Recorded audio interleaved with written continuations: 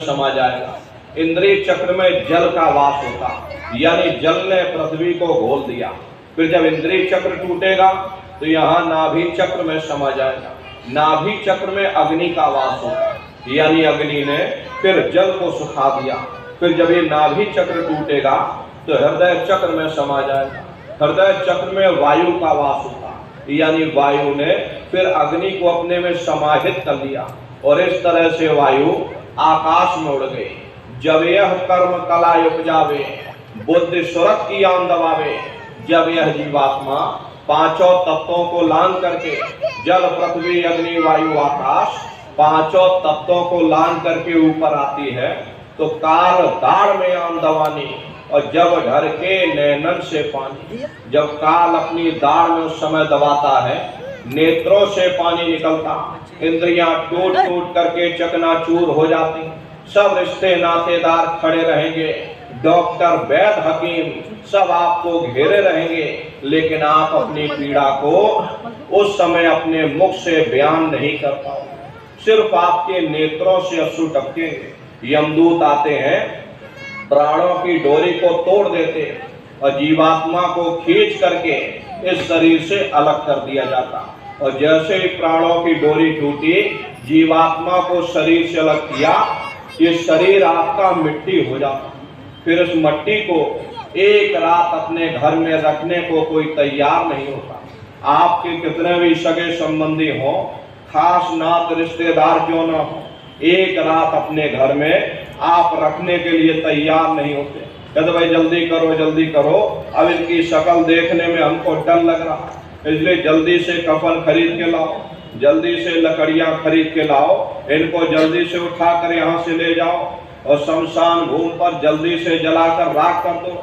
इनके ये जो कपड़े लत्ते हैं, ये कपड़े लत्ते ये पहनते रहे, इनकी कोई छुई हुई चीज हमको हमारे घर में नहीं चाहिए, इसलिए इनके कपड़े लत्ते भी उठा ले जाओ, वही शमशान भूमि पर जला देना। जिस बिस्तर पर ये लेटे रहे, अरे ये भी अशुद्ध हो गया है, इसको भी यहाँ से उठा ले जाओ, वही शमशान भूमि पर जला देना। इनकी कोई छुई हुई चीज अब हमको अपने घर में नहीं चाहिए। लेकिन उसने कोई सोने की अंगूठी पहनी होगी, उसको धीरे से उतार के जेब में रख लोगे, बस वही अशुद्ध नहीं होगा, बाकी सब अशुद्ध हो गया। इसीलिए महात्मा कहते हैं कि कुटुंब परिवार मतलब का बिना धन पाश नहीं जाए। ये रिश्ते नातेदार, ये कुटुंब परिवार वाले, ये सब स्वार्थ के संगी साथी। यदि आपकी जेब में पैसा है तो सब जैसे तैसे आपसे रिश्तेदारियां कायम कर लेंगे। आज आपकी जेब खाली हो जाए तो बेटा बाप को बाप कहने के लिए तैयार नहीं होता। आप रोज कचहरियों में मुकदमों का हाल देखते हो। यदि किसी पिता ने बंटवारा करते समय किसी बेटे को 1000 रुपया कम दे दिया या 1 बीघा जमीन कम दे दी तो बेटा बाप का दुश्मन बन जाता, उसे ले जाकर कचहरियों में खड़ा कर देता। अपना यहाँ क्या है, ये स्वार्थ के संगी साथी। अरे प्रेमी भाई बहनों, कोई तुमको दोबारा याद करने वाला नहीं रहेगा। अरे प्रेमी भाई बहनों, कोई दोबारा याद नहीं करता।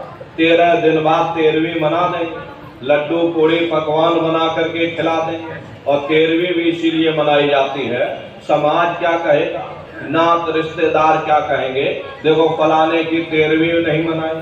तो अपने मान सम्मान को बचाए रखने के लिए, अपनी प्रतिष्ठा को बचाए रखने के लिए थोड़ा बहुत खर्चा कर दोगे, लड्डू पूड़ी पकवान बना करके खिला दोगे, और प्रेमी भाई बहनों फिर आपको कोई याद करने वाला नहीं। अभी आपसे पूछा जाए अपने परदादाओं का नाम बताओ, उनके जो बाबा रहे उनका नाम बताओ, आपको नहीं याद होगा। अरे वो बात छोड़ दो, अभी बूढ़े बुजुर्गों से ही पूछ लिया जाए क्या आपको अपने माँ बाप की याद आती है, कहेंगे भाई नहीं आती। अरे क्यों नहीं आती, तुम्हारे माँ बाप थे, तुमको पाला पोसा बड़ा किया, तो खुद भूखे रहे होंगे और तुम्हारा पेट भरा होगा, तुमको तुम्हारे माँ बाप की याद क्यों नहीं आती? क्योंकि तुम्हारे सामने तुम्हारे लड़के बच्चे हो, तुम्हारे नाती पोता पंती संती हो, अपने माँ बाप की यादों को भूल गए, नई यादें तुमने बसा ली। ऐसे ही प्रेमी भाई बहनों, एक दिन सब आपको भूल जाएंगे। ये तुम्हारी जात और बिरादरी है। जिस जात और बिरादरी के लिए तुम लड़ते और झगड़ते रहते हो, वही जात बिरादरी वो शमशान भूमि पर जल करके खाक हो जाएगी। जिस नाम शानो शौकत में तुम रात दिन इतराते रहते, वही नाम, वही रुतबा, वही शानो शौकत वो शमशान भूमि पर जल करके खाक हो जाएगी। और ये कहानी तो आपकी समाप्त हो गई।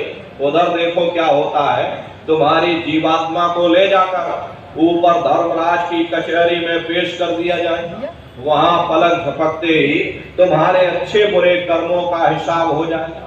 अरे धर्मराज तुमको सजा सुना देंगे, ले जाओ इनको फलाने नर्क में डाल दो, क्योंकि इनको मैंने मौका दिया था। अब प्रेमी भाई बहनों वो कहते हैं कि भाई मैंने इनको मौका दिया था, मनुष्य शरीर दिया था, जब ये माँ के गर्भ में था, उल्टा लटका हुआ था, तब परमात्मा से रोता था कि हे परमात्मा मुझे एक बार मौका दे दो, हे परमात्मा मुझे मानव तन दे दो, हम भजन करेंगे, भक्ति करेंगे, हम अपनी जीवात्मा का कल्याण करेंगे। लेकिन जब मैंने इसको मौका दे दिया, इसको मैंने मनुष्य शरीर दे दिया और मैंने कह करके इसको भेजा था कि मैं ये किराए का मकान तुमको दे रहा हूँ, तुम अपनी जीवात्मा को मेरे किराए के मकान में बैठा करके उस मालिक की भक्ति करके अपनी जीवात्मा का कल्याण करा लेना। मैंने कुछ समय के लिए ये किराए का मकान तुमको भाड़े पर दिया है, जब समय पूरा होगा मेरे सिपाही आएंगे, उस समय तुमको किराए का मकान खाली करना पड़ेगा। जैसा साफ सुथरा मैंने तुमको किराए का मकान दिया, वैसा साफ सुथरा तुम मेरे मकान को वापस लौटा देना। लेकिन इस किराए के मकान में बैठ करके इसने अच्छे बुरे कर्म कर डाले, कर्मों के भंडार से मेरे मकान को इसने गंदा कर दिया, इसलिए कर्मों की सजा इसको मिलेगी। ले जाओ इसको फलाने नर्क में ले जाकर डाल दो। अरे प्रेमी भाई बहनों, महात्मा कभी झूठ नहीं बोलते।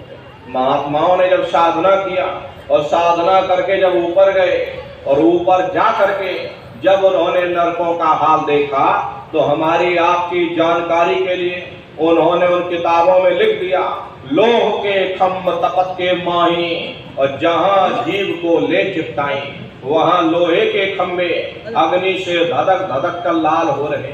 ऐसे खोटे जीवों को उन खम्भों में चिपटाया जाता। जीव